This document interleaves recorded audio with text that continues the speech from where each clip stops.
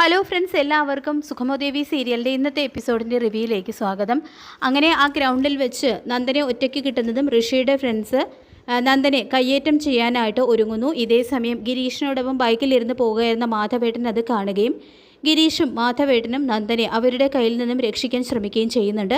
ഇതിനിടയിൽ നന്ദൻ ആ ഗുണ്ടകളെ അടിക്കാൻ ശ്രമിക്കുന്നതിനിടയിൽ അബദ്ധത്തിൽ നന്ദൻ്റെ അടി മാധവേട്ടൻ്റെ തലയ്ക്കാണ് കൊള്ളുന്നത്.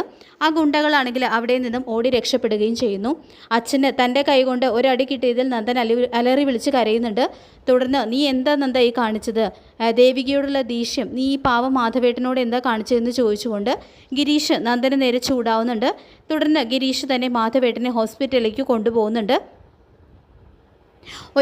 തലയ്ക്കാണ് അടിപറ്റിയിട്ടുള്ളത് കൊണ്ട് തന്നെ ഒരുപാട് ചോരയൊക്കെ വാർന്നു പോകുന്നുണ്ട് കേട്ടോ മാധവേട്ടൻ്റെ തലയിൽ നിന്നും. ശേഷം നന്ദൻ ചന്ദ്രോത്ത് പോകുന്നുണ്ട്. തുടർന്ന് നടന്നതെല്ലാം പ്രഭയോട് പറയുന്നു. എന്ത് അബദ്ധമാണ് നന്ദ നീ കാണിച്ചു വെച്ചിരിക്കുന്നത്, പ്രശ്നത്തിൽ നിന്നും പ്രശ്നത്തിലേക്കാണോ നിൻ്റെ പോക്ക്? ഞാൻ ഇന്നലെ നിന്നെ വിളിച്ചപ്പോൾ തന്നെ നീ ഇവിടേക്ക് വന്നിരുന്നെങ്കിൽ ഇത് വല്ലതും നടക്കുമായിരുന്നു. ദേവികയുടെ അച്ഛനെ എങ്ങനെ ഉണ്ടെന്നെല്ലാം പ്രഭ ചോദിക്കുമ്പോൾ അറിയില്ല, ഗിരീഷേട്ടനാണ് അച്ഛനെ ഹോസ്പിറ്റലിലേക്ക് കൊണ്ടുപോയിട്ടുള്ളത്. ഇതിപ്പോൾ എന്തായാലും കേസാവും.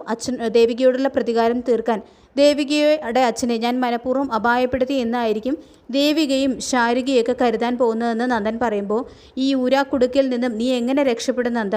നിൻ്റെ കയ്യിൽ നിന്നും തെറ്റൊന്നും സംഭവിച്ചിട്ടില്ലെന്ന് നീ എങ്ങനെ തെളിയിക്കുമെന്ന് പ്രഭ ചോദിക്കുമ്പോൾ എനിക്കൊന്നും അറിയില്ല അമ്മേ, ദേവിക തിരിച്ചു വരാനുള്ള ചെറിയൊരു സാധ്യതയാണ് ഇതിലൂടെ ഇല്ലാതായിരിക്കുന്നത് എന്ന് പറഞ്ഞുകൊണ്ട് പൊട്ടിക്കരയാണ് കേട്ടോ നന്ദൻ. പിന്നീട് അച്ഛന് സംഭവിച്ച ദുരന്തം അറിഞ്ഞ് ദേവിക മുരളിയോടൊപ്പം ഹോസ്പിറ്റലിൽ എത്തുന്നുണ്ട്. എന്താ അച്ഛൻ എന്താ സംഭവിച്ചത്? രാവിലെ ഒരു കൂട്ടുകാരനെ കാണാനുണ്ടെന്ന് പറഞ്ഞിട്ടാണ് അച്ഛൻ വീട്ടിൽ നിന്നും ഇറങ്ങിയത്.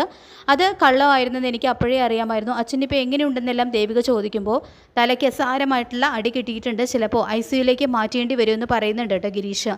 ഇത് കേട്ട് ആകെ വല്ലാതാവുന്നുണ്ട് ദേവിക.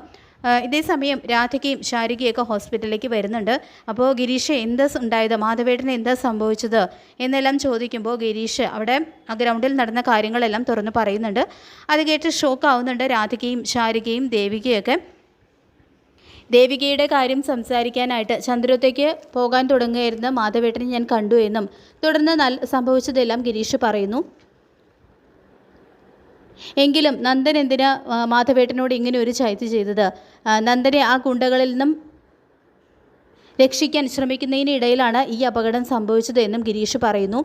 എന്നോടുള്ള പ്രതികാരമാണ് അയാൾ എൻ്റെ അച്ഛനോട് തീർത്തതെന്ന് പറഞ്ഞുകൊണ്ട് ദേവിക ആളിക്കത്തുന്നുണ്ട്. എങ്കിലും മനുഷ്യർക്ക് എങ്ങനെ ഇത്ര ക്രൂരന്മാരാകാൻ പറ്റുന്നു എന്നാണ് ഞാൻ ആലോചിക്കുന്നത്. ഇനിയൊന്നും ആലോചിക്കാനില്ല ചേച്ചി എത്രയും പെട്ടെന്ന് ഡിവോഴ്സ് പെറ്റീഷൻ ഫയൽ ചെയ്യണം. ഒരു നിമിഷം പോലും അയാൾ ചേച്ചിയുടെ ഭർത്താവായിട്ടിരിക്കാൻ പാടില്ല എന്ന് ശാരികയും പറയുന്നുണ്ട് കേട്ടോ ദേവികയോട്. സ്വന്തം അച്ഛനോട് നന്ദൻ ചെയ്ത ക്രൂരതയോർത്ത് പൊട്ടിക്കരഞ്ഞു പോവാണ് കേട്ടോ ദേവിക. ഇതിനിടയിൽ ഇതെല്ലാം കേട്ട് സന്തോഷിക്കുന്ന ഒരാളുണ്ട്, ഇസബെല്ല. ദേവിക പോയതിന് ശേഷം വിഷമിച്ച് അടിച്ച് ഫിറ്റായിട്ട് നടക്കുകയായിരുന്നല്ലോ നന്ദൻ. ചിലപ്പോൾ നന്ദൻ സഹികേട്ട് എല്ലാ സത്യങ്ങളും ദേവികയോട് തുറന്ന് പറയാനും സാധ്യതയുണ്ട്. നന്ദൻ പെട്ടതാണല്ലോ എന്ന് കരുതി ദേവിക നന്ദനോട് ക്ഷമിച്ചെന്നും വരാം. അതിനുള്ള സാധ്യതകളെല്ലാമാണ് ഇപ്പോൾ ഇല്ലാതായിരിക്കുന്നത്. കാരണം തൻ്റെ അച്ഛനോട് ഇങ്ങനെ ഒരു ചതി ചെയ്ത നന്ദനോട് ഒരു കാരണവശാലും ദേവിക ക്ഷമിക്കാനായിട്ട് തയ്യാറാവില്ല. അവളോടുള്ള ദേഷ്യത്തിൽ നന്ദൻ അവളുടെ അച്ഛനെ അപായപ്പെടുത്താൻ നോക്കി എന്നേ ദേവിക കരുതൂ. ഇനി എത്രയും പെട്ടെന്ന് ദേവിക ഡിവോഴ്സ് നോട്ടീസ് അയക്കും എന്നെല്ലാം ഇസബെല്ല പറഞ്ഞ് സന്തോഷിക്കുന്നുണ്ട്. ഇനി നന്ദൻ എല്ലാം ദേവികയുടെ മുന്നിൽ ചെന്ന് നിന്ന് കൺവിൻസ് ചെയ്യാൻ ശ്രമിച്ചാലും അവളൊന്നും കേൾക്കാൻ പോലും കൂട്ടാക്കില്ല എന്ന് കെവിനും പറയുന്നുണ്ട്. ഉർവശി ശാപം ഉപകാരമായി കെവിനെ. എല്ലാം സംഭവിച്ചത് എല്ലാം എൻ്റെ നല്ലതിന് വേണ്ടിയിട്ടാണ്. നന്ദനെ എനിക്ക് കിട്ടാൻ പോകുന്നതിൻ്റെ സൂചനയാണ് ഇതെല്ലാം എന്ന് പറഞ്ഞുകൊണ്ട് മതിമറന്ന് സന്തോഷിക്കുകയാണ് ഇസബെല്ല. ഏതായാലും ദേവിക നന്ദനെതിരെ കേസ് കൊടുക്കും എന്നുള്ള കാര്യം ഉറപ്പാണ്. അങ്ങനെ വന്നു കഴിഞ്ഞാൽ അന്വേഷണത്തിൻ്റെ ഭാഗമായിട്ട് CCTV ദൃശ്യങ്ങളെല്ലാം പരിശോധിക്കേണ്ടി വരും. ആ സമയത്ത് ഋഷിയുടെ ഫ്രണ്ട്സ് ആ ഗുണ്ടകൾ നന്ദനെ ഉപദ്രവിക്കുന്നതും മാധവേട്ടൻ നന്ദനെ രക്ഷിക്കാൻ നോക്കുന്ന സമയത്ത് നന്ദന് ഒരു കയ്യബദ്ധം പറ്റിയതാണ് എന്നുള്ള കാര്യങ്ങളെല്ലാം ദേവിക മനസ്സിലാക്കും. മാത്രമല്ല ഋഷി കേസിൻ്റെ രഹസ്യങ്ങൾ ചുരുളഴിയാനുള്ള സാധ്യതയും കൂടുതലാണ്. നന്ദിനെ ആ ഗ്രൗണ്ടിൽ വെച്ച് ഋഷിയുടെ ഫ്രണ്ട്സ് ആ ഗുണ്ടകൾ എന്തിനെ ഉപദ്രവിച്ചു എന്നതിലേക്കും അന്വേഷണം വരും. ഒടുവിൽ സത്യങ്ങളിലേക്ക് തന്നെ ദേവിക എത്തും എന്ന് തന്നെ കരുതാം. അപ്പോൾ നമുക്ക് കാത്തിരിക്കാം സുഖമോദേവി സീരിയലിൻ്റെ വരാൻ പോകുന്ന കിടലനായിട്ടുള്ള എപ്പിസോഡുകൾക്കായിട്ട്. ഈ റിവ്യൂ ഇഷ്ടപ്പെട്ടെങ്കിൽ ലൈക്ക് ചെയ്യുക, ചാനൽ കൂടി ഒന്ന് സബ്സ്ക്രൈബ് ചെയ്ത് സപ്പോർട്ട് ചെയ്യുക. താങ്ക്